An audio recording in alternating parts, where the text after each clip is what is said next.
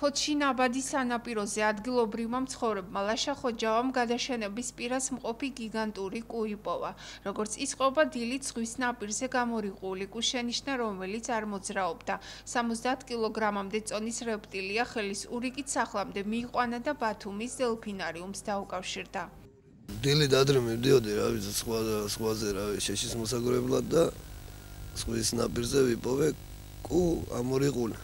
რომელიც ჩავაბრუნე ისევ უკან და მდგომარეობა ცოტა შელახული რო ქონდა, ვერ გაცურა ვერაფერი და ავდექი და პლასმასის რაცხა ნაჭერში დავაწვინე ზევიდან კუ და წამოათრიე ზურგით თრევათრევით მოსახლეობამდე და მოსახლეობაზე რო შემოვედი მე ახლობელს კაჭკა ვთხოვე და კაჭკით მოვიყვანე სახლამდე.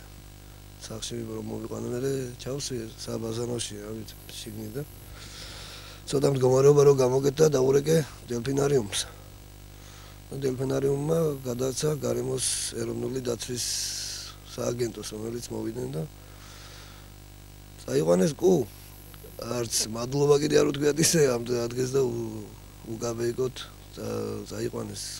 როგორც ლაშა-ხოჯავა აცხადებს, ბავშვის ჯანმრთელობის მდგომარეობის გაუარესების გამო ძალიან სჭირდება ფინანსური დახმარება.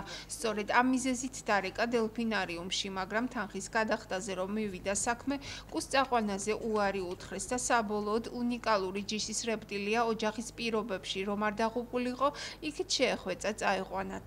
დავრეკე უფრო მაგის გულზე რომ მირჩიეს რომ რაცხა ერთ-ორ კაპიკს მოგცემონა ბავშვის მდგომარეობა ძალიან ცუდად მქონდა ქუთაისის რეანიმაციაში მეწვინა 15 დღის განმავლობაში, რომელიც ამ მდგომარეობა ისეთი იყო უკვე ძალიან ცუდ მდგომარეობაში იყო ბავშვი, მართლა 1% კიდე არ მქონდა სიცოცხლის გადარჩენის ბავშვის და გადამირჩინეს მაგალევიძემ გადამირჩინა მაგის ოჯახი და ლოცა ღმერთმა. იმედი მქონდა რომ რაცხა ფინანსურად დამეხმარებოდნენ, მაგრამ არანაირი დახმარება არ გამიწია. ხმელთაშუა ზღვიდან შავი ზღვის აკვატორიაში ფოთის სანაპირო ზოლში გადაშენების პირას მყოფი გიგანტური კუს სახეობა 23 მარტს იპოვეს. ამჯერად გიგანტური კუ სარეაბილიტაციო კურსს სასტუმრო პარაგრაფის საკარანტინო აუზში გადის. სარეაბილიტაციო კურსის გავლის შემდეგ კი გარემოში აპირებენ დაბრუნებას.